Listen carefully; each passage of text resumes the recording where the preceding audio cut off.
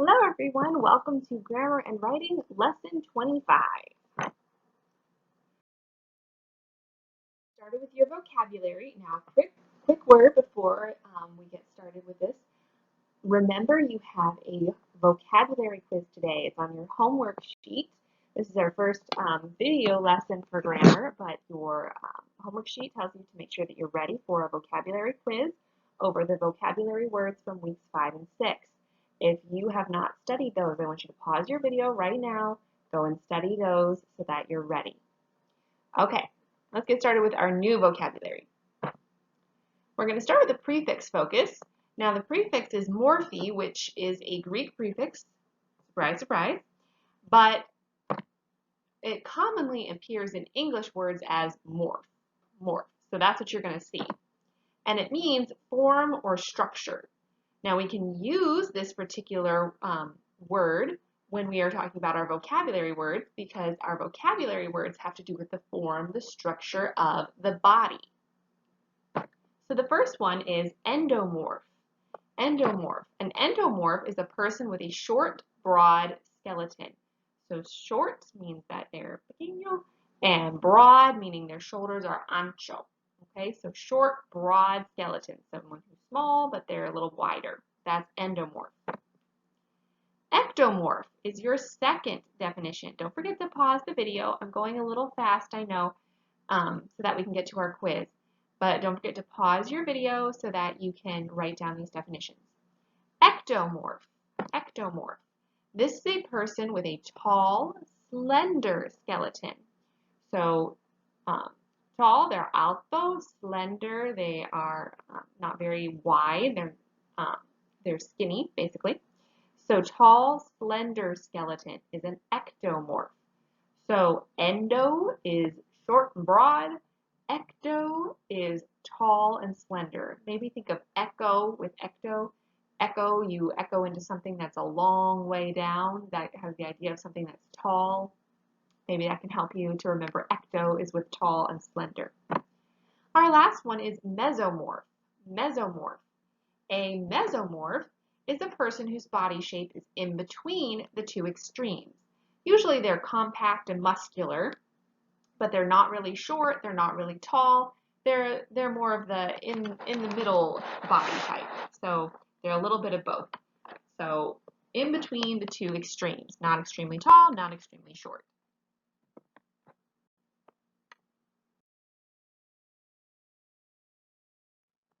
Let's get some practice by filling in the blank with the correct vocabulary word. Sentence number 1. Some people wish they were a or an blank because that body shape is between the two extremes. Now the reason that you have that N in parentheses where it says a or an is because remember if it starts with a vowel you need to say an. If it starts with a consonant you need to say a. So this is so that it doesn't give it away because you had both endo and ecto and meso. So that's vowels and consonants. Number 2. Ernest Hopkins has a or an blank body type because he has a tall and slender skeleton. Number 3, the Greek root meaning structure or form is blank. And number 4, a shorter, heavier body frame is labeled blank. Okay, number 1 is mesomorph. That's the one that's in between the two, meso. You can remember this because it's not an E, it's an M. So the two extremes are both E's and M is in the middle. So M for middle, E for extreme.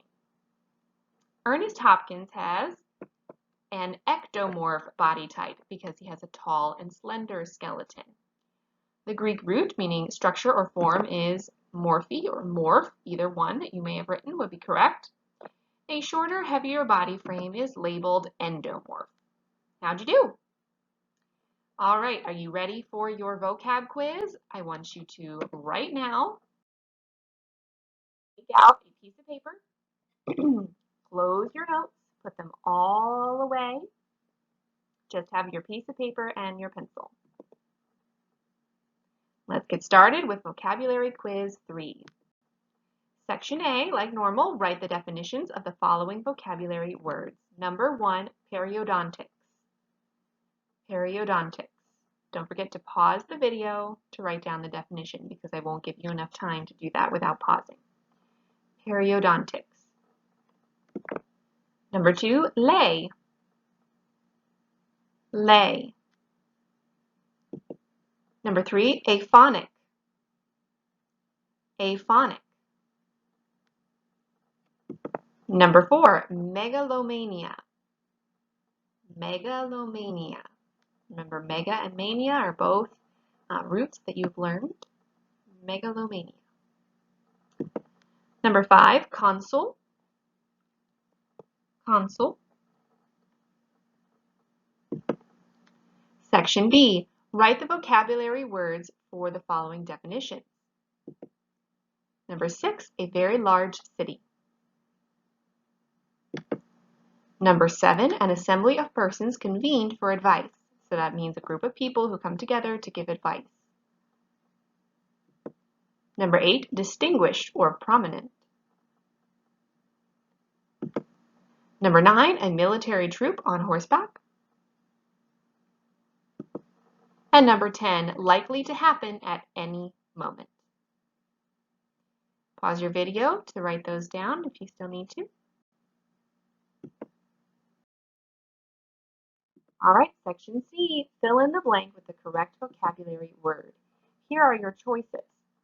Cavalry, lie, megalocardia, perimeter, council, megalopolis, Calvary. The first one is cavalry, the second one is Calvary, lay, council, pericardium. Now you've noticed that all of them are capitalized. The reason for that is one of these words is a proper noun, so it should be capitalized. Only one of them. But I didn't want to give it away, so I capitalized all of them. Number 11, Jesus Christ was crucified at blank. Hint, this is the one that needs the capital noun, or proper noun, capitalized word.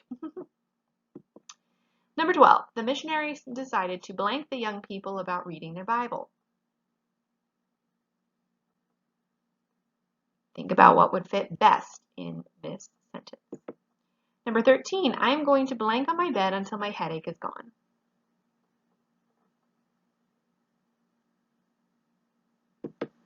Number 14, to drain the excess fluid, the doctor had to insert his needle into the patient's blank.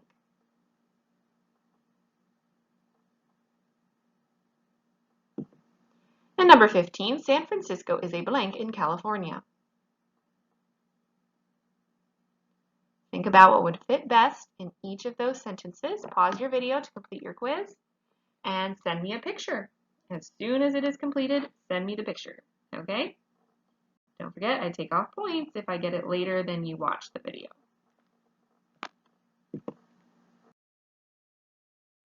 All right, time to move on to revising personal and expressive writing. You need to have the writing page with this matching title. It's page 5 out in front of you while you're watching the video. If you don't have that, go ahead and pause and get that now. Let's begin. Writing a composition always takes more than one version or draft. Whenever you're writing something, you're going to write it more than once, unless it's something extremely informal like a note. But other than that, any composition that you write for school or whatever, you're going to write more than one draft. When you finish your first draft, called your rough draft, think about how to make it the best it can be. How can you fix it so that it's the best version ever? For example, start with your introduction. Think about it. Can you make it more interesting by adding something like an exciting incident or a vivid description? Maybe you've already tried to start with something interesting, but maybe you could make it more interesting. Or you didn't add anything yet, you just got your words out on paper, which is normally what you do in your first draft. You don't really think about all the details, you just get it out there on paper. It doesn't look very pretty, it's not very polished. So you might need to add things, you might need to change some things around so that it's more interesting. You might also want to check your paragraphs. Remember to start a new one with each new incident, change in setting, which is your place and your time, or beginning dialogue, especially when you begin dialogue, which is, remember, speech, someone's direct words. when you begin dialogue of a new character, a new person. So, maybe one person is talking, then somebody else starts talking, you need to change your paragraphs. So make sure that your paragraphs have all been changed, that you're understanding what's going on. All right, let's take a look at some your practice, what you're going to be doing today to practice revising personal and expressive writing. Because remember, you're going to get a turn to do this yourself very, very soon. Okay, as you read the following passage, note the peer reader's comments. So that would be like when we switch our writing with each other and your friends need to read what you write and make comments on it. That would be a peer reader. Your peer are your friends, your compañeros. So that would be your friend reading it, making some comments. Imagine that you are the writer. So you get back this paper that you've written with these comments. Revise the piece, so fix it, in response to the peer reader's comments. Use your own paper if necessary. So if you run out of room on the space that's given, you can use a different piece of paper. Okay, first of all, we have the first question, why did the station seem spooky? Could you show me? So let's look at the paragraph. Let's read it. I'll never forget the first time I took a train ride alone. I was 8 years old going to visit my aunt, and I got off at the wrong spot. I waited in the station for a long time, but my aunt didn't come. It was a spooky place. After a while, I walked out of the station into that empty, quiet street. There wasn't even a hint that Aunt May was nearby. I knew that she lived 5 blocks from the station. What I didn't know was that her station was in another town. A hand fell on my shoulder and I screamed. It was a police officer.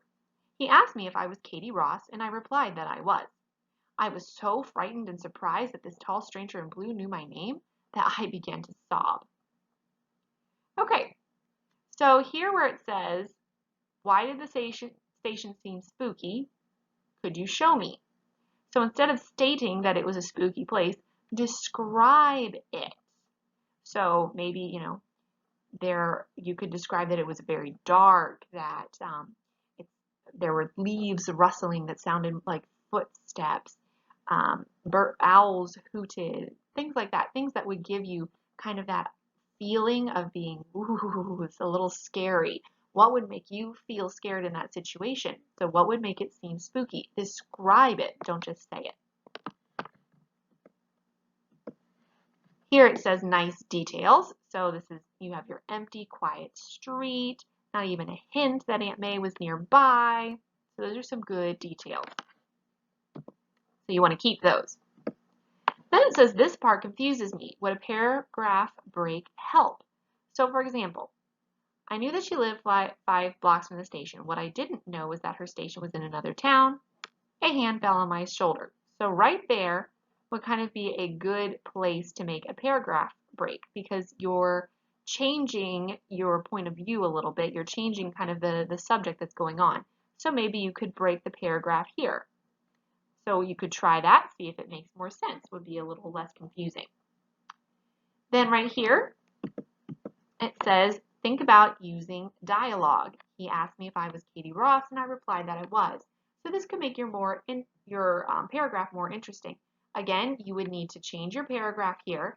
So if your police officer starts talking, you decide to give him dialogue, you wouldn't want to put a paragraph break here because that would only leave you with 2 sentences. Then you'd need another paragraph break for dialogue. So it just kind of depends on what you want to do. He asked me if I was Katie Ross, and I replied that I was. If you want to put dialogue here, again, you'll need to create a new paragraph when you change the speaker to yourself. Okay? So this is those are some hints over what you can do, some ideas to help you to make your writing a little more interesting. So now it's your turn. Complete revising and personal and expressive writing, page 5. So rewrite that paragraph that we've just gone through using the ideas and the hints that were given by the peer reader. If you still are unsure what to do, go ahead and ask me. I would love to help you. Okay? Have a wonderful day. So much. Bye.